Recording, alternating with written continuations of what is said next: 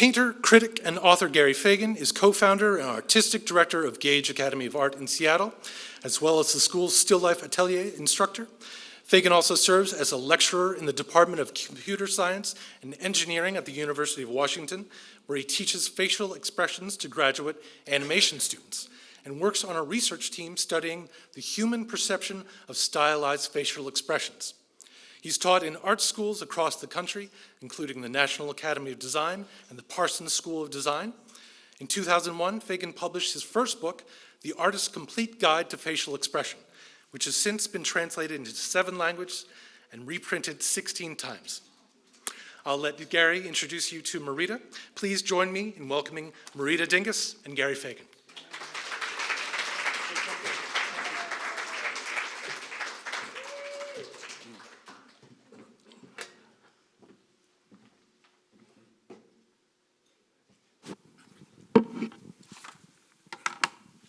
Hey, welcome everybody. And if you're wondering about the third chair, at the end of my part of the program, we're going to invite up Joan Beard, who is a photographer working with Marita on a book about her work. And so Joan and Marita are going to talk about that, and so she'll be sitting in that third chair. Anyway, I'm super glad to be here. We have had this wonderful partnership with Town Hall going back, I don't know, 6 years, 7 years, and just to give you a sense of how Gage Academy happens to be sponsoring an event like this, we sort of see ourselves as a full-service art school.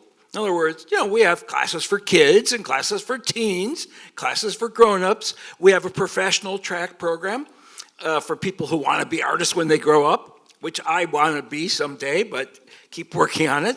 And we also have classes for people who, you know, are getting their feet wet and just enjoy making art.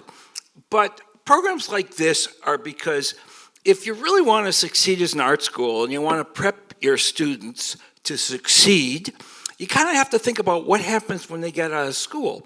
And as you can imagine, art is sort of an ecosystem. And the art school is part of the ecosystem. Galleries are part of the ecosystem. Curators, museums, artists, obviously. And the stronger that ecosystem is, the better off our students are going to be. And so by sponsoring and partnering with a wonderful cultural organization like Town Hall on a program like this, we're strengthening the art community by bringing prominent local artists like Marita Dingus into this forum where we can have smart conversations about art and just kind of build this whole sense that art is important. We care about art in Seattle, and you know, we'll come out on a winter evening to hear an interesting conversation about art with one of our very prominent local artists. And speaking of prominent local artists, on April 12th, I'm going to have a conversation here with Preston Singletary, who you are all familiar with, and then in June, Patty Warshina. So anyway, it's my super pleasure to introduce Marita, and let me go to her biographical slide, but you don't have to read all that small print. I mean, the bottom line is almost all of you, I would guess, how many of you have seen her work somewhere around town?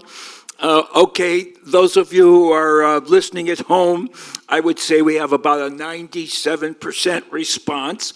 And so, you know, that's why I wanted to have this conversation, because I've been seeing her work, as you have, around town.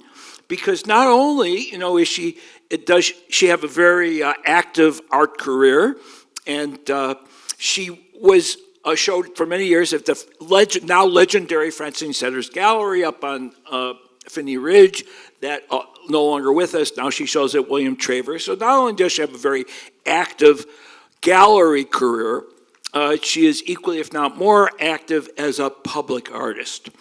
And in fact, there's a piece that we're going to see in our slideshow tonight that's mounted on the wall around the corner, right across from the green room. We were just talking about it. Marita was saying some of the fabric has faded since it was originally made in, what, 2000?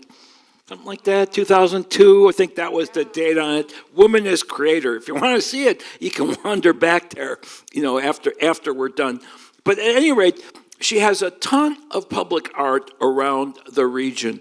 Places like Microsoft, places like the county courthouse, tons of community centers, Seattle Central Community College, plus she's in the collection of our local museums. There was a show about water at the Seattle Art Museum where she just had a major piece, which we're going to be looking at. So, she is a super prominent member of the local art community and has been for a long time. So there's her, actual CV. But I just wanted, I told Marita beforehand, I've asked her if she minded. Her art career really started in 4th grade. That was her big break with the nuns at Catholic school. All right, so Marita, you got to tell us that story with the mimeograph machine. Yeah, I think you need to carry the mic, is what they're saying. I had done a drawing of the Virgin Mary and Jesus. I don't know. I think it might have been an assignment. I'm not sure. But anyway, the nun liked it so much. She thought it was so good that she mimeographed, 30 copies of it and made my classmates color it. I knew I was off to a prosperous career. Well, those nuns knew talent when they saw it, I guess, right? Okay, anyway. All right, now the serious part of the program. So,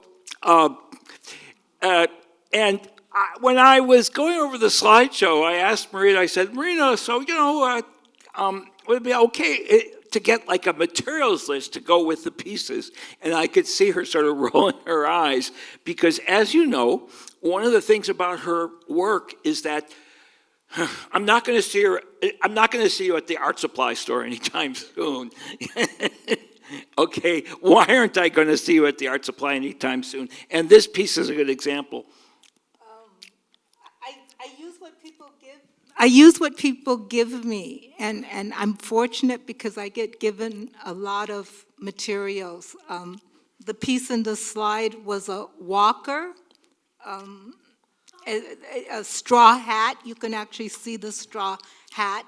The old-fashioned 35 millimeter slides, that's kind of decorating it. You can see the little white squares. Those are the frames around 35 millimeter size. The mouth is a tomato, the green tomato cages. So whatever, to me, anything can be turned into, except food. I'm not into making art out of food, so. Yeah, but what Marita was telling me is that, it's part of her aesthetic is to, everything has been recycled. It's all of her art is repurposed. It's not found art. No, I mean, that found art is, you take the toilet seat and you put it up in the gallery. Your stuff is just made from found art, but it's not found art itself. That's true. Yeah, so not to be confused. Okay, so I thought we would talk about this one. So tell us about, and you can see the slides on that. Yeah. Monitor. This is Nkandi's at the Seattle Art Museum. My most favorite piece in the world. I like all the Nkandis. I like them when the faces are really naturalistic, like with this one, the nails coming out. So when I make my art, I do think about Nkandi, the bristling, the mix, and the fact that it's mixed media, meaning it's wood, it's metal, it's glass, this fabric that has the medicine in the stomach. I just love that piece. And that's why I was an African art docent for, 20 years or something like that, so that I could learn all about the African art collection at the museum, which I did, thanks to Pam McCluskey. So anyway.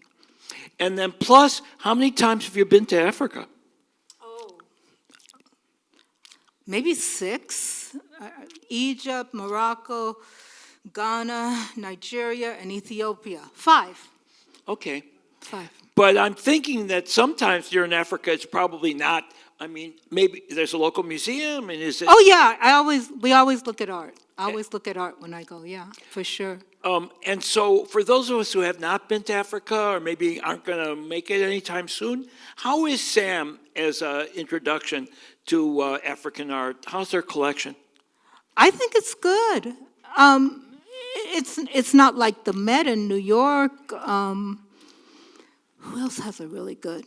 Brooklyn Museum has lots of art too. But it's good. It's good for the Pacific Northwest. It's a good collection, a very good collection, yeah. Okay. And what is the function? You were telling me about the function of this piece.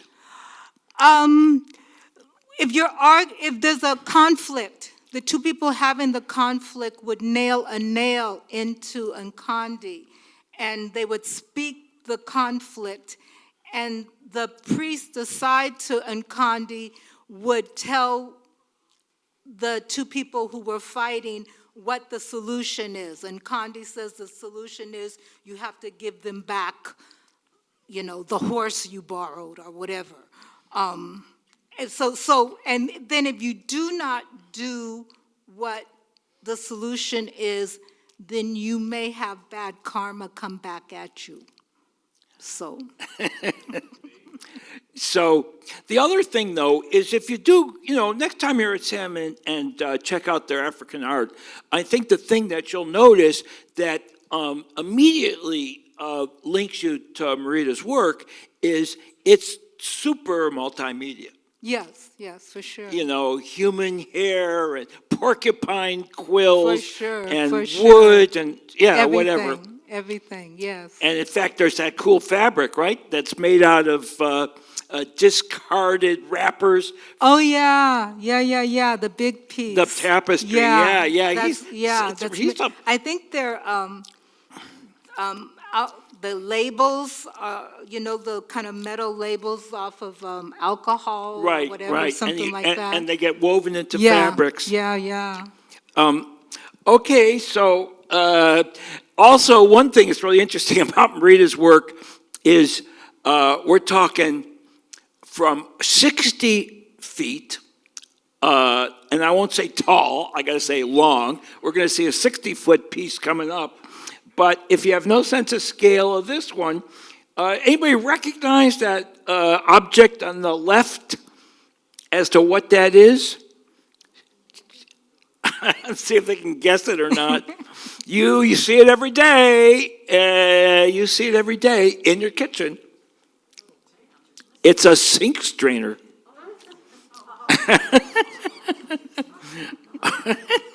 So that gives you a sense of scale. Yeah, I mean, these pieces are on the tiny side, but they're based on the gula. Is this the ones you were telling me about? The Gullah people, and then they make these seagrass baskets. So looking at their baskets and me doing my interpretation of them, yeah. And there is sort of a macabre story around this one. Here's a close-up. So as you can see, they're children's skeletons made out of wire. So talk to us about the backstory for this one. I was fortunate. I got to study art in Rome when I was a junior at Tyler School of Art. They had a Temple Abroad, Rome, Italy program. So when I was studying in Rome, they took us on a field trip to this monastery or church or monastery.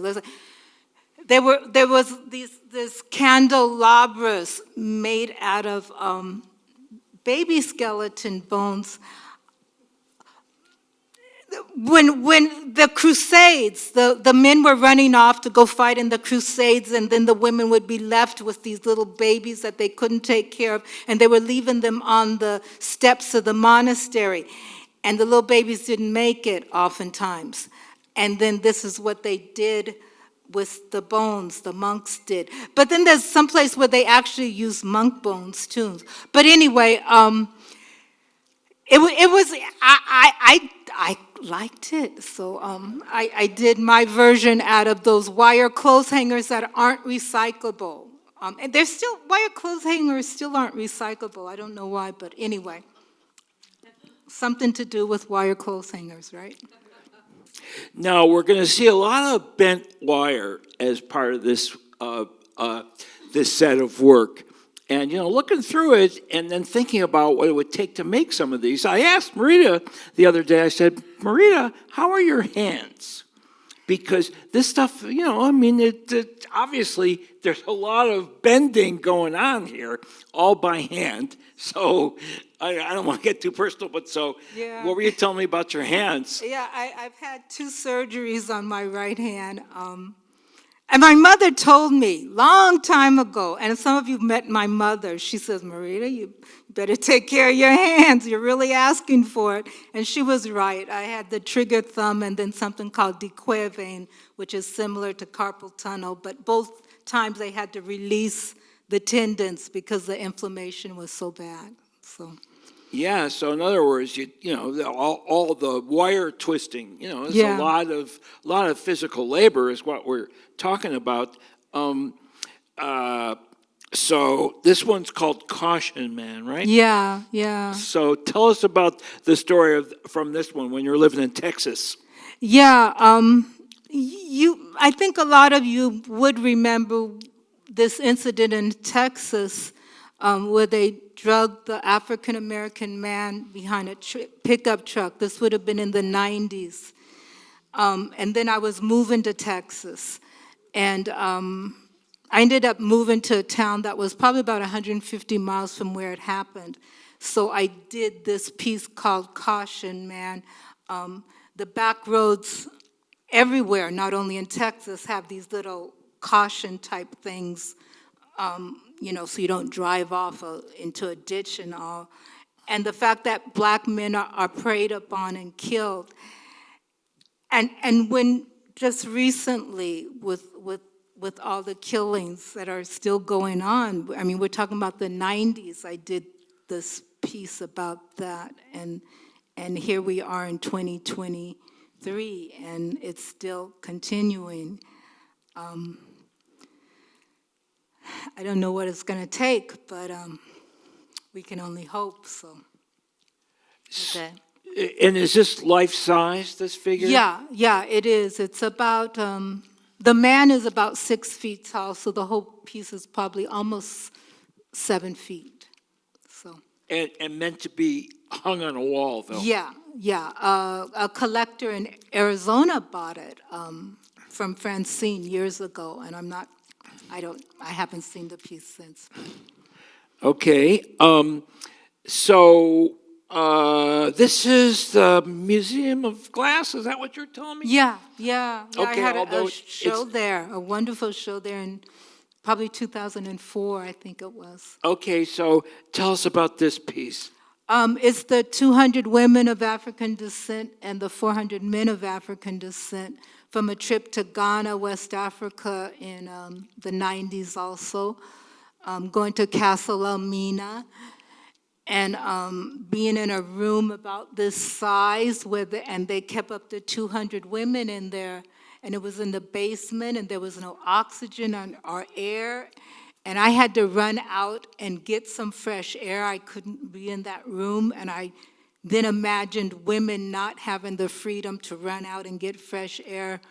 So when I got back to the States, I made the 200 women, and I think it took about 6 months, and then the following year, I made the 400 men. Oh, 200 men, 200 women, 400 400 men. men, right. So those are the women on the left in the spiral, and the men on the right in rows. And that was the number of people they would have on the average size slave ship, for what that might mean. So, and what are, we're not really going to get a close-up of these. We're going to see them again in a minute in a different configuration.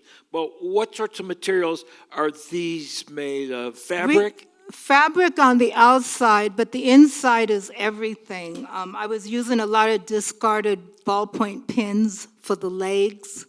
What do you do with your ballpoint pen when it doesn't work anymore? You throw it in the garbage, which goes to a landfill, which pollutes the earth, or do you try to make art out of it?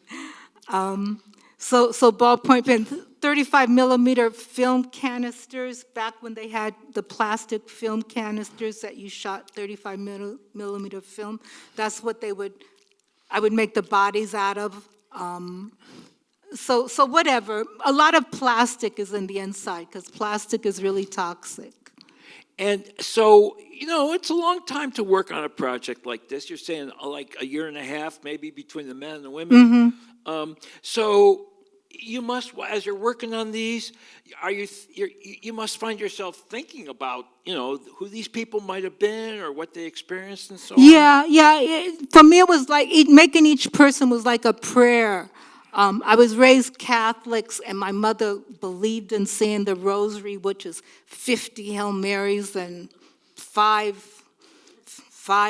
Our Fathers and 5 Glory Bees or something like that. So it's like this repetition is like a prayer. So it's healing. Okay.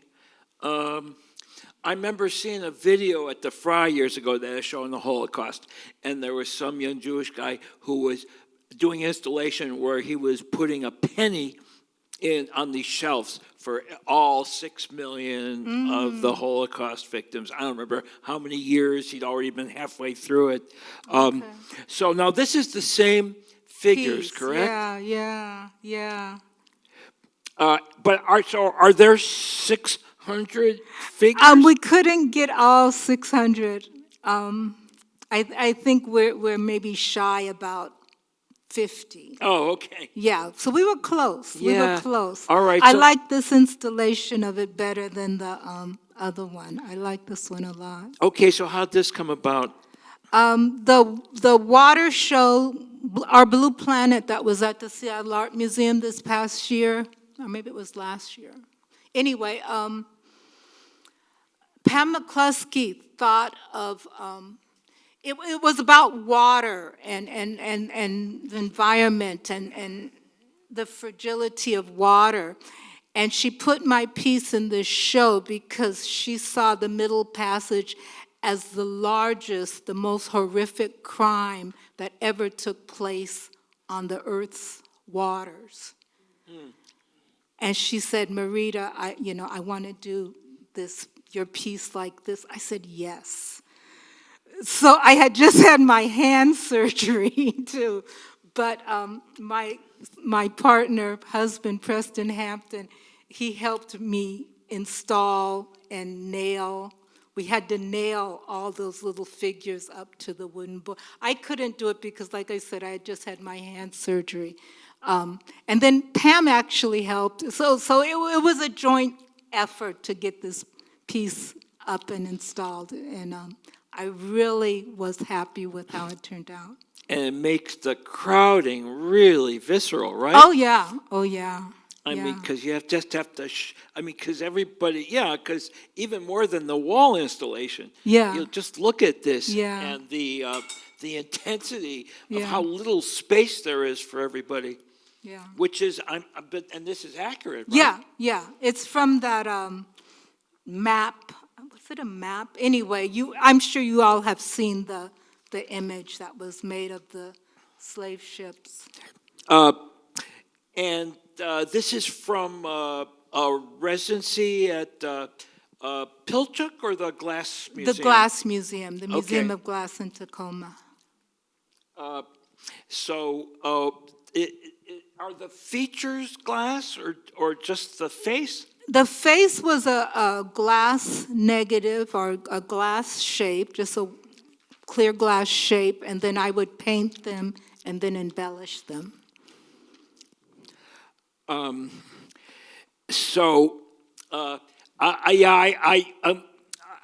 kept looking at this one because I didn't have a label for it, and I was totally getting disoriented. I couldn't decide I was looking up at a ceiling or down at a floor.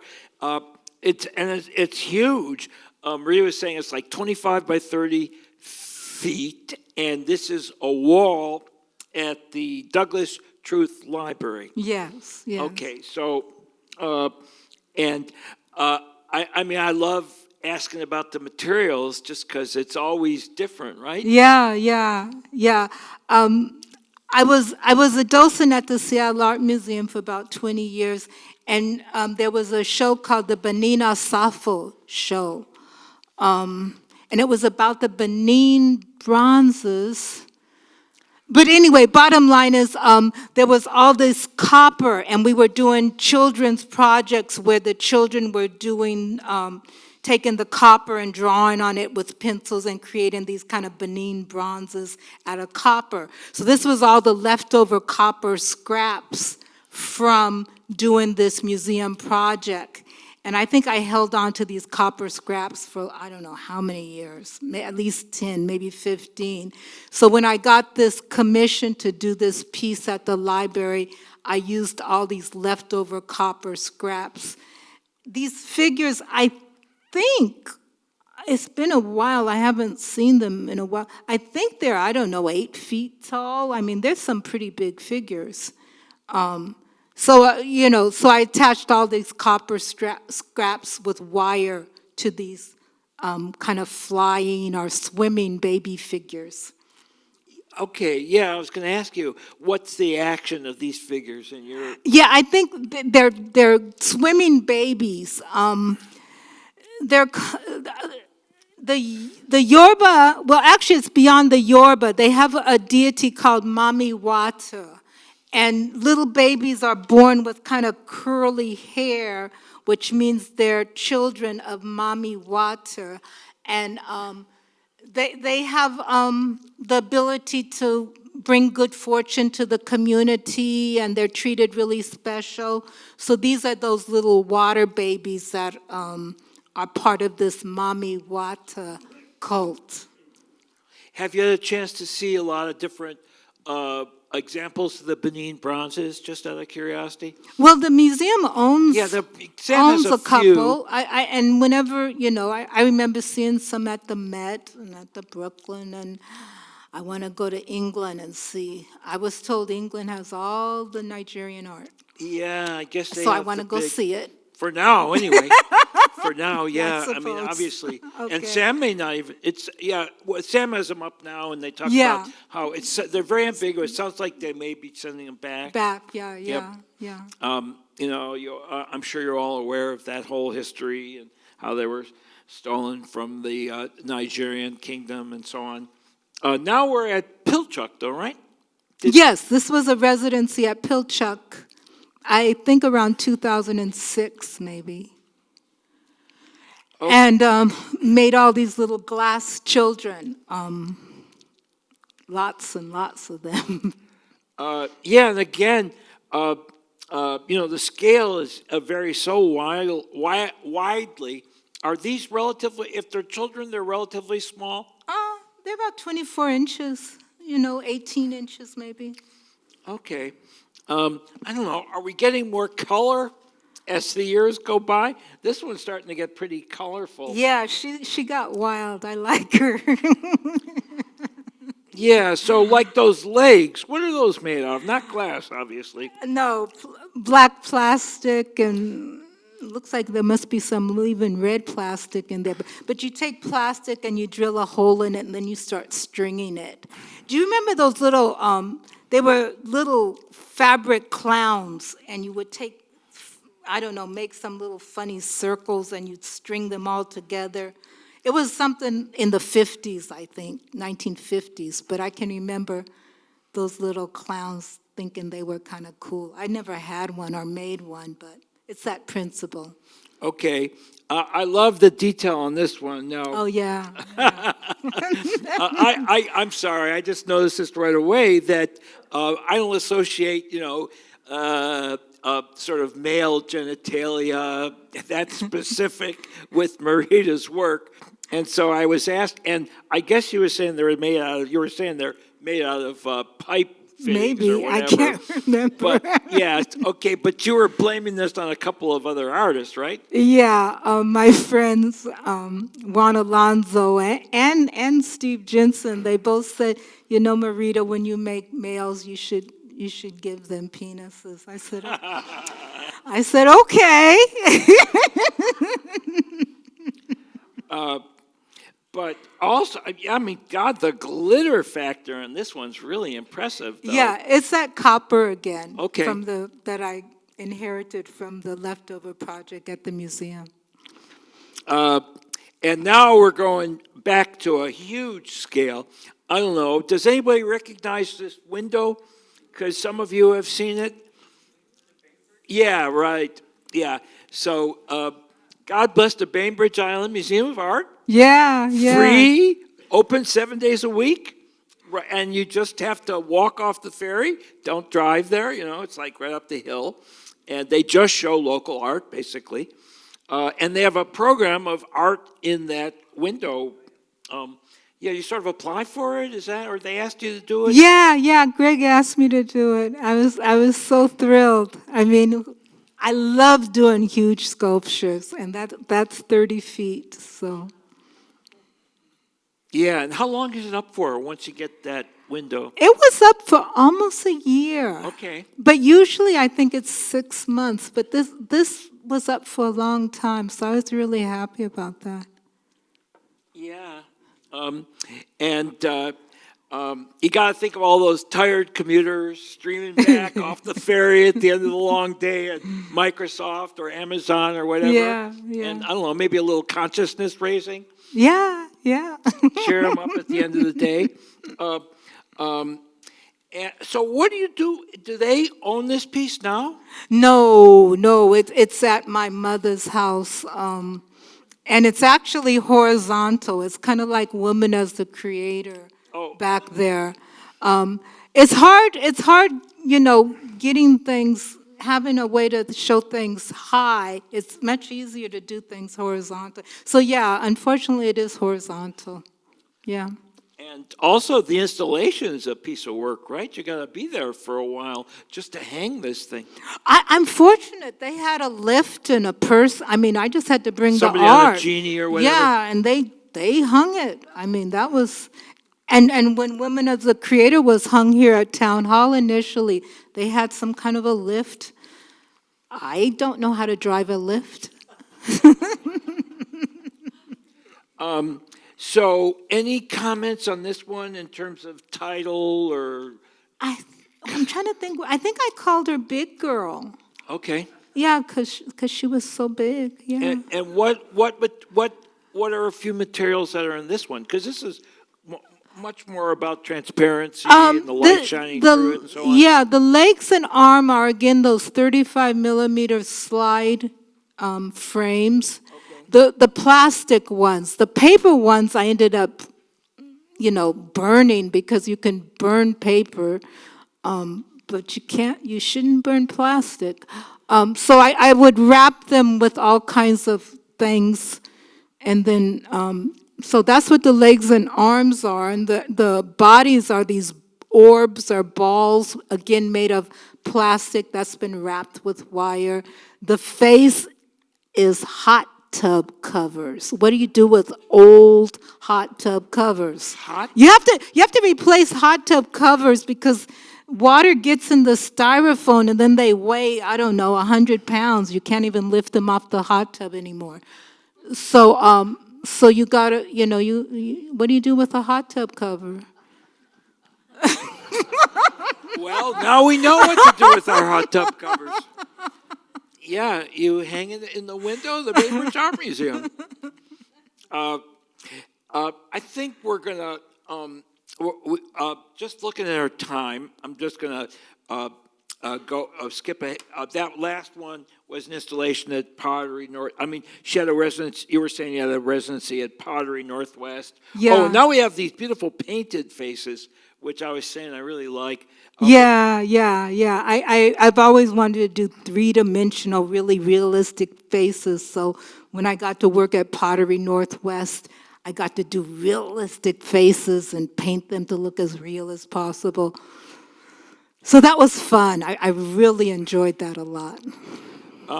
So this is a whole gang of pieces done, different times, different places. Yeah, quilts. You got a Guggenheim to go to the south, and you studied the quilting tradition down there, places like Gee's Bend. Well, I didn't make it to G's Bend, but I did get to the Gullah and the Low Country area. I can't remember the name of I think it's called Gullah Island, maybe. Or anyway, I can't remember, but yeah. But I didn't make it to G's Bend, no. Yeah, but that reminds me of the Yeah, G's yeah, Bend yeah, the quilt. one in the middle, yeah. Yeah. Okay. And boy, I think I asked you about whether or not your hands hurt when you told me about how you made what you made the wire, little wire circles out of. Yeah. On that one on the left. Yeah. With the good luck hand in the middle. Yeah, yeah. So, the spiral binding from notebooks. Yeah, that's the flowers on the. Right. Right. Yeah. Well, I guess it would be you guys' left. They're made of the, the wire binding in notebooks, those little white flowers. All twisted together.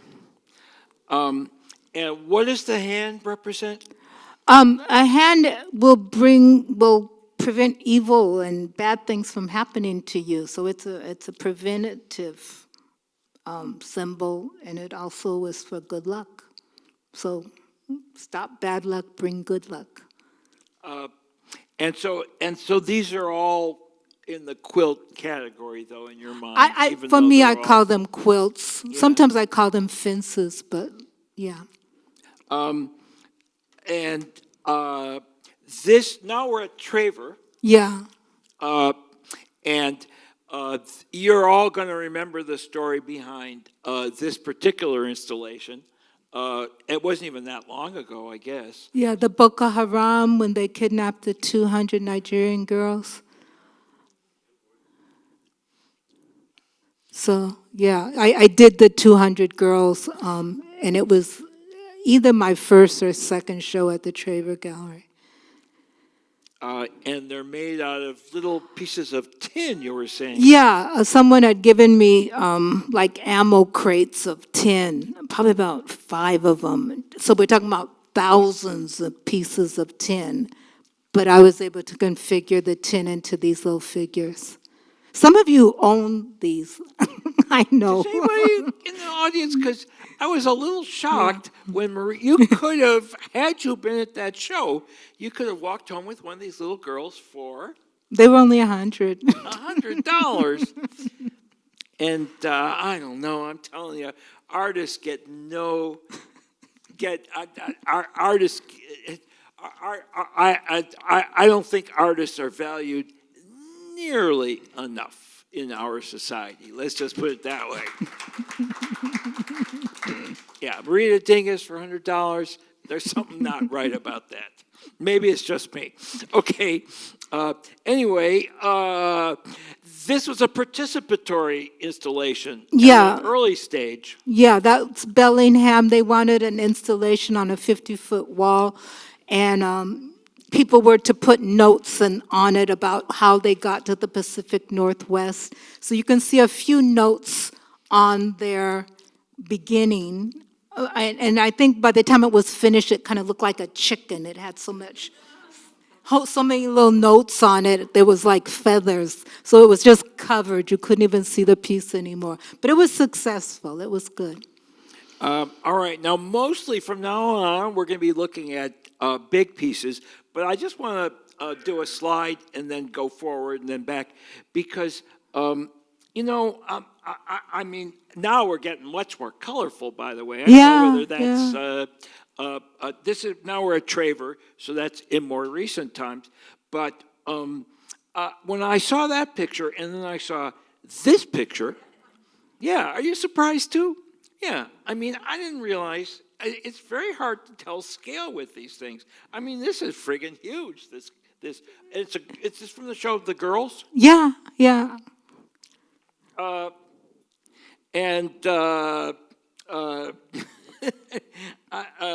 There's the giant piece, but let's go back a sec. Yeah, anyway, so what is she holding something? A ball. Okay. An orb.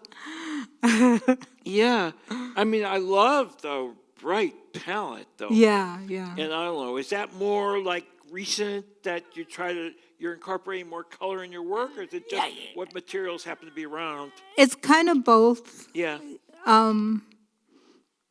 I think I'm trying to celebrate color more, maybe. Yeah, well, it sure works. I mean, it really glows. Okay, thank you. I love that picture, though, of the two of you.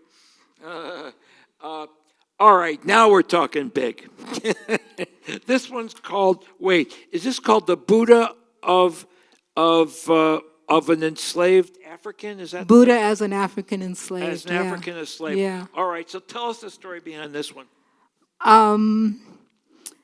Gosh. I made it when I had the Guggenheim and I was studying slavery. And when I installed it at it was a place called LA Art Corps. I had made the piece. Each piece is about a 10-foot section. So there's 6 sections. So we get 60 feet. And when I installed it, I said, gosh, it looks like the way Africans were slid onto these slave ships. This was when I installed it at this place called LA Art Corps.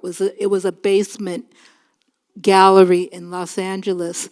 So after I installed it, the name became Buddha as an African enslaved.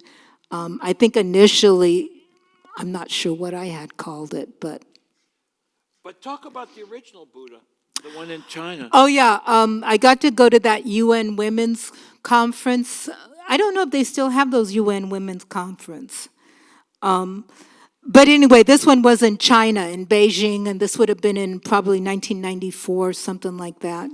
And I saw a 60-foot tall Buddha in a temple, and I said, I'm going to make one of those. So I did. But tall, again, is always problematic, where you can always find 60 feet of horizontal space. Getting 60 feet of tall space is more problematic. So mine was this 60-foot long Buddha instead of the 60-foot tall one, like the one I saw in Beijing. So. And this is in the Museum of Glass, where they had a big enough wall? Yes, yes. So, by the way, I just wanted to read you this list. Regina Hackett wrote about Marita, and she said, amongst other things, she uses zippers, strips of cloth, light bulb sockets, paper clips, tooth guards, paintbrushes, bits of wire, computer innards, bent silverware, pacifiers, colored tape, paint, plastic, and coarse thread. I'm guilty. Amongst other things.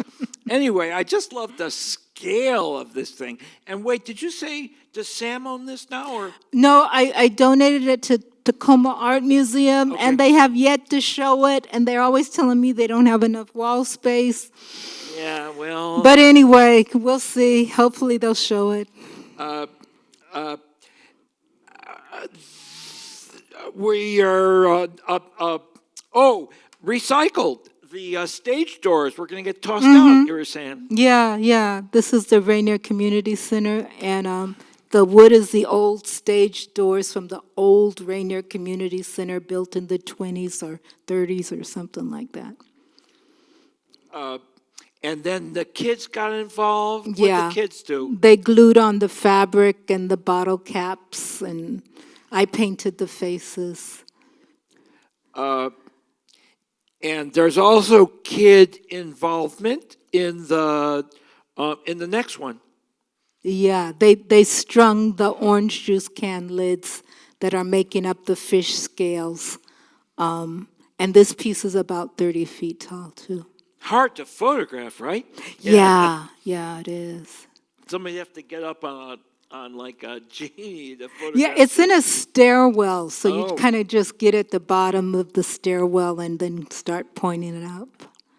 Yeah, so this is Meadowbrook Community Center? Meadowbrook Community Center. You got to do right? the whole Marita Dingus circuit. Yeah, we should have a little punch card. See them all and get a prize. But just a sense of scale. So you know I think I'm right. The frozen orange juice. those are the little metal caps that are at the bottom of a frozen orange juice canister. So that gives you a sense of scale. And the kids helped string. Yes. For the community centers, I always involved the children who attended the community center in the art making process. So. So I mean, is that you must really enjoy doing the community center projects? Oh, it was so much fun. Yeah, it was good, especially working with the children. All right, now here's another one that's in a public setting that is, where are we here? Not that far, a couple blocks away. This is Seattle Central, though, right? Yeah, Seattle Central Community College. The entrance off of, what's the back? The back, Broadway is the front, the Harvard Street entrance.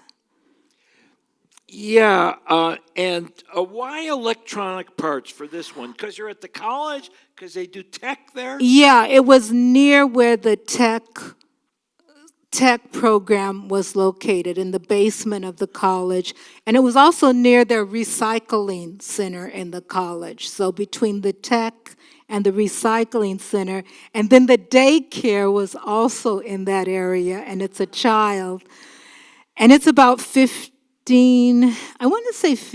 feet tall and maybe 12 feet wide. So it's a big, it's all the way up to, it's huge. You walk in and there's this giant child sitting there crouching at you. Very serene, if you ask me. Yeah.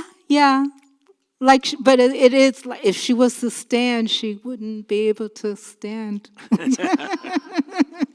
Now, by the way, I think that the hands and the feet and the head are particularly beautifully painted. And it reminds me that once upon a time, you were going to be a painter, right? When you first went to art school. That's because they don't give you any options. Meaning you got to major in painting, or you can major in printmaking, or you can major in sculpture. So, I really just wanted to draw, but you can't major in drawing. You have to major in some. So I picked, painting. It seemed the lesser of all the evils. So then, I remember you said it, but I don't remember what it was. So what tracked you over to sculpture finally, and never turning back? Graduate school, and I went to Morocco, and I saw all this art that wasn't European, and I said, okay, I am not European, I am African, Morocco's in Africa. I'm going to do sculpture because this is what my people did. But then I later found out that, in fact, we did paint. In Africa, we were painting. Egypt, we were painting. And there was paintings on the walls in some of these caves, I remember. But anyway, bottom line is, it's okay. I'm a sculptor. Yeah, but you're not bad as a painter. I mean, that painting is beautiful. Yeah, Thank you. Yeah, I really enjoy. It almost looks like the hands are three-dimensional. I think I was telling you that the other day. Okay, so this is our last two slides for this part of the program, and we're going to invite Joan up here for just a sec. Now, this is the piece that looks 100% different. It does. That's hung on that wall. It's horizontal. Right, it's supposed to be vertical, but it's horizontal. Yeah, plus you're saying the fabric has changed color. Yeah, the fabric the face and the hands were a lot darker. In this slide, it doesn't show up as darker, but they were darker. And the light has faded. And Pam McCluskey says, we can't keep fabric in the light, it will fade, which is why they don't show the 200 women and the 400 men that often, because fabric will fade under light. And it's true. And it's called Woman is Creator. Yeah, that was made for a show in Norway. I had this one-person show in Norway, Oslo, Norway. Okay, and then quite a while later, you and Preston worked on the piece on the right. Yeah, my first outdoor sculpture. I was so excited. Yeah. Which is based on the first Yeah, piece. yeah, yeah. Although it's got a different title, though, right? Yeah, it is called Winds of Change, and my partner, husband, Preston Hampton, actually had a lot to do with the designing of it. I had one idea, he had this idea, and they liked this idea. Which is good, because we created it together, but it was his idea. It was his thing. She looks really happy. Yeah, yeah, And I mean, it's a super, it's almost like a dance. It's almost like a dance pose Yeah. with her arms raised in the air. And obviously, you're trying to get a sense of movement yeah, with the twisting of the metal. yeah. This was, I have to give him credit. This was Preston's idea. And it's in a apartment complex on 23rd and Jackson. Right. Do you want to go see it in person? Do your complete Marita Dingus tour of all these publicly viewable pieces. Are you working on public pieces now too? I think Preston was saying like a curtain project. Oh yeah, Seattle Curtain. The building was torn down, and they're putting up an apartment on 12th and Yesler, and there'll be 2 children, and the children are 8 feet tall, and they're buddies. The name of the piece is Buddies. So that piece will be installed this year. Okay. Yeah. So just before I invite Joan up here, I just want to mention one last detail that if you want to know more about Gage and our programs, we do also have free public lectures at Gage. You can just go on to our wonderful website, gageacademy.org. Okay, so now let's welcome Joan Beard, who is collaborating with Marita on a book project. Hi, thank you. I have to stand up here to see them. Maybe I can do it from here. Yeah. So. Yeah. Oh, okay, great. Yeah, no, Town Hall's got it so I see together. how the sheet is. All right, that's cool. Isn't that cool? Yeah. Yeah, you guys don't know, but there's a monitor here, so we don't have to go crane our necks, try to figure out what's on the screen. I love that. Wow. Well, I mean, it's just been really interesting to listen to your conversation, and it's brought up a lot of ideas for me about ways in which the book can kind of. We got a grant from For Culture last summer, and our project start date was in October, the end of October, and we started working on a book. And so basically the book idea came out of me hearing a lot about Mommy's House from people who'd been there, parties they'd been at, and just amazing things. And so I said, well, can I come visit you there and bring my camera? And so I started photographing there, and Marita said, hey, maybe we could get a grant to put these pictures and make a book. And so we applied for the grant, and we got it. And I thought maybe it would be cool to start with, why don't we go to the next slide, which is a detail. And I put it there because I just wanted to show the incredible weaving together of all these materials that she finds and the texture of the art, because there's a real visceral experience people have when they're right there in front of it. And we'll go to the next slide. And maybe this is inside Marita's, the main room of her studio, and it's heated by fire, and we sat there in front of the fire this afternoon and had a chat. And maybe, Marita, you can tell them a little bit about, one title that we're sort of floating is the repopulation of Mommy's House, the work of Marita Dingus. So maybe it's too long, but those are sort of some of the words we're working with. And I thought maybe, Marita, you could tell the story about the idea of repopulation behind this particular project. Okay. So a lot of you have You been. need your yeah. A lot of you have been out to my mother's house in Auburn, and it sits on 7 acres in a forest. And growing up, I thought it was the most perfect place in the world, except for one thing: there wasn't any people there, just trees. Um, so I used to also have these big parties in the summer, and again, a lot of you have been there. And my mother was so thrilled. There might be 50 people all in the house or outside, and my mother was just so tickled and so thrilled to have all these people at her place.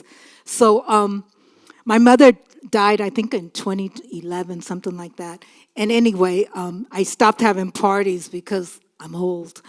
Not true.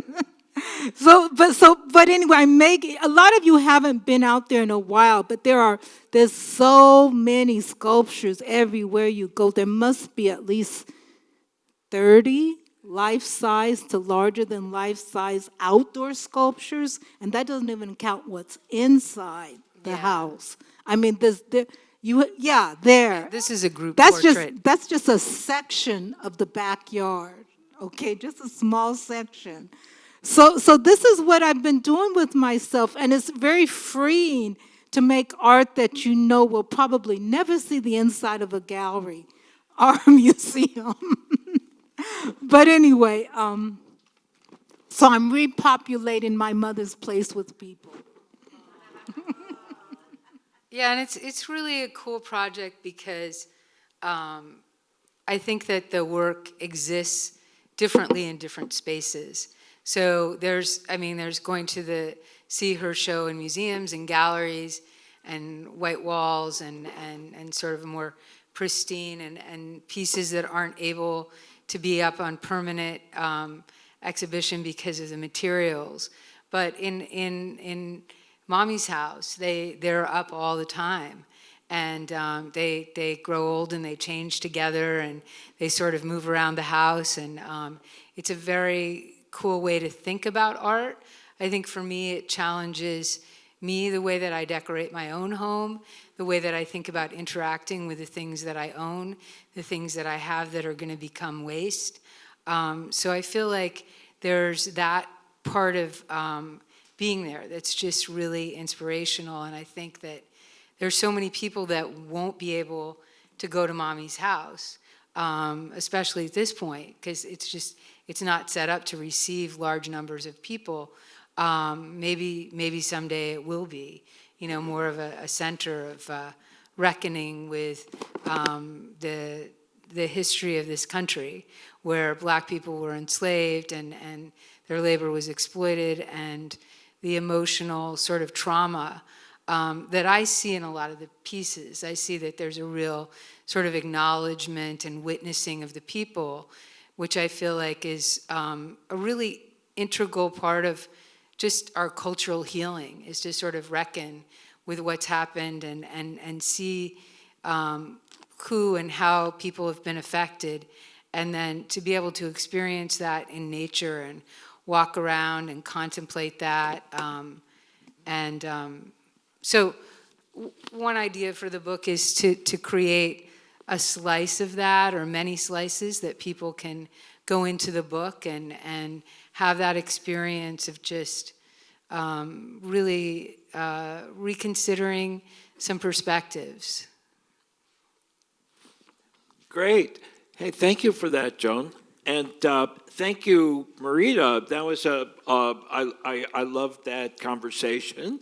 And thank you all. We will now throw it open for your questions, if there are any. And I know our house manager was going to tell us if we had any questions coming in online. And you're welcome to just speak from the audience. We have a mic set up over there by the stage, if you want us to be able to hear your question more clearly.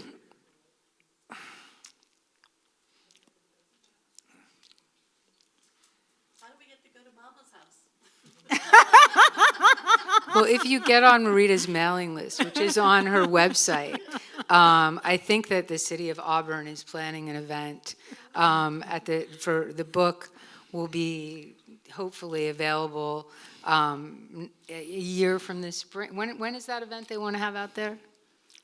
The concert. They're going to have a classical music concert. And Yeah, I've contacted the city of Auburn, and they're thinking of maybe doing some programming at my mother's house. So I said, sure. So.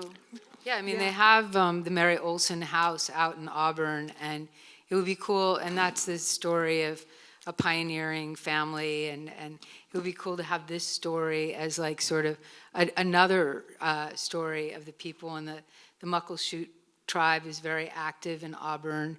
Yeah. So it could be a really interesting sort of development if they decide to take it that way. Is that your main studio now? Oh, yeah, it always has been, yeah.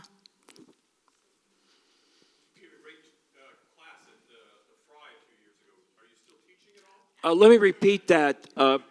Yeah, I just want to repeat your question, so people who are online, they're probably not going to be able to hear it. The question was, you taught a great class at the Fry a while ago. Are you going to do that again? I retired from teaching. Yeah, yeah, you.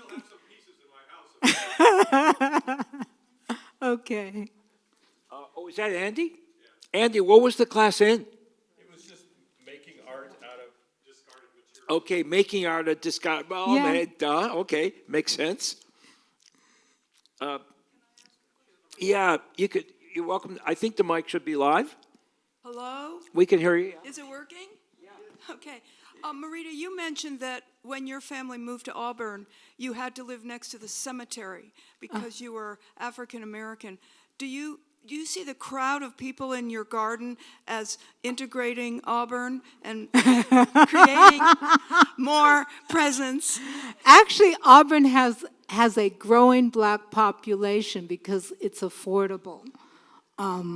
So when I drive through Auburn or walk through Auburn, I see so many black people, and I just smile because that was not always the case.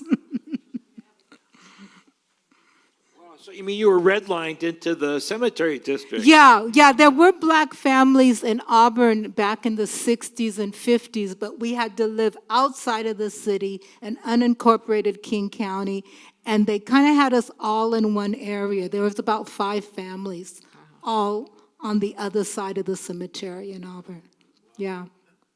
So, Marita, I'm short-circuiting your art career to say, the first time I met you, what I always remember is you make all your own clothing. And we all used to do that in grade 8, 9, 10 if we're old enough. But you still do, right? Yeah. Talk Yeah. about that, your world of who you are. My mother taught me to sew when I was 10 years old, you know. I used to make my own clothes all the time. And she taught us all to sew, but I'm the only one who kept it up. Again, it's this whole recycling and just if you need new clothes, just go to your closet and change what you've got. And some of the stuff I wear, they've been changed so many times. We're talking about changed maybe about a dozen times. This has been changed so many times. This is Do you want this to is- like it to this is stand up still and show being how changed. beautiful? My friend Patty King. Patty King, are you here? She's not here. She gave me all these cashmere sweaters that she got from thrift stores, and I started adding them to my sleeves because cashmere feels so good to your skin. But then she was telling me how cashmere goats have overgrazed. Did you guys know this? The cashmere goats have overgrazed wherever it is they are in the Himalayas. So now you're supposed to buy yak, right? Good luck finding that.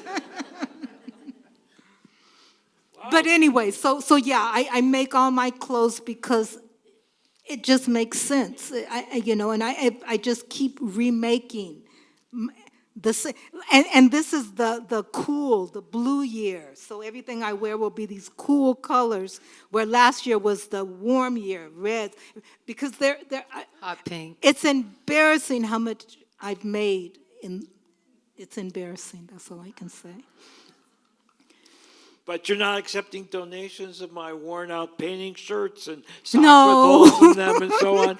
Just checking. Cashmere sweaters. Just checking. Just checking. Just checking. Marita, could you speak about your relationship with Jacob Lawrence? The question is about Jacob Lawrence. Yeah, I met him when I was a sophomore at the U, and he was teaching upper level art courses, upper level and graduate school, and I was just a sophomore, so I wasn't at the level to take his courses, but I knew he was important because all my professors told me he was important. So I said, "Can I take a class from you? And can I audit?" And he said, "Sure, you can audit," because I couldn't sign up because I was just I was too low. So I audited his class, and I was so impressed with him, and I said, "I'm getting out of Dodge." I didn't say it like that, but I said, this was the University of Washington in the 70s. There was all my art teachers were from back east, including him. So I applied to Tyler School of Art, I applied to Maryland Art Institute, I applied to RISD, and some school in New York, but I can't remember the name. And I got in, and I said, "Which one should I go to?" And he says, "They're all good." So I picked Philly because I figured New York was too fast, Baltimore was too slow, so Philly would be just right. And it was. Philadelphia was fantastic. So anyway, he was instrumental in me getting back east, which is a great place to study art. The West Coast is probably okay now, but the East Coast is an incredible place to study art because there's so much art, just mind-boggling, the art back east. So anyway, and then when I got back, he loved my work, he bought a piece, and he says, "You're making it hard on yourself making art from found objects."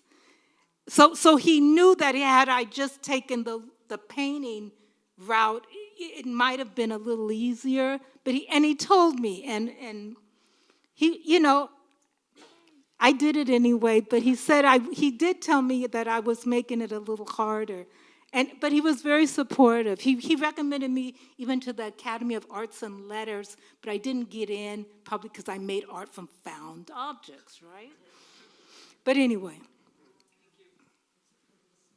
Yeah, I was thinking that when I look at your work, a lot of times I feel like it's so authentic, and it has such a there's such a direct quality to the stories, and it's because they're just woven together out of these pieces like they need to be melded together. And so much of the work that's in galleries and museums now is made in factories. The production is very complicated in terms of people, like multi-people working on it. And so it's just cool the way that your work is from beginning to end, that you do all the details yourself. Yeah. Okay, I think we have time for maybe one more question. Go ahead. Hi, I'm Kelly, and Marita made my pants for me. Yay! Wow. Okay, Kelly Lyle says that Marita made her pants. Come up here. They just look at such a... She saw me struggling, and she said, "Just give them to me. I'll do it." So we're having, Marita is wonderfully, and I curated a show called Like Mother, Like Daughter, which is 32 artists doing work about our moms. Marita's is one of my favorite pieces, and it's going to be in Auburn this fall, I think. It's been in 9 venues. Yeah. So let's all go out to your place after. Okay. You got it. All right. We'll do it. If any of, people on the web. Come here. Wow. The Yeah. people want to see it. Wow. Shit I had laying around, and yes, I needed to get rid of the pants as I kept on throwing them. But they fit. They look good. Didn't you cut them in, or you cut in some others there? They look good. They look Yeah, they good. look great. Sewing party, and I don't know how, invite her, and then she's like, "Oh, just give it to me."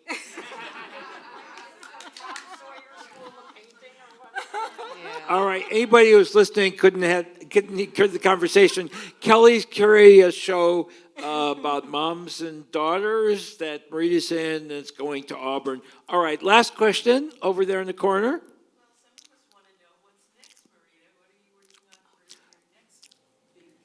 The question is, what's next?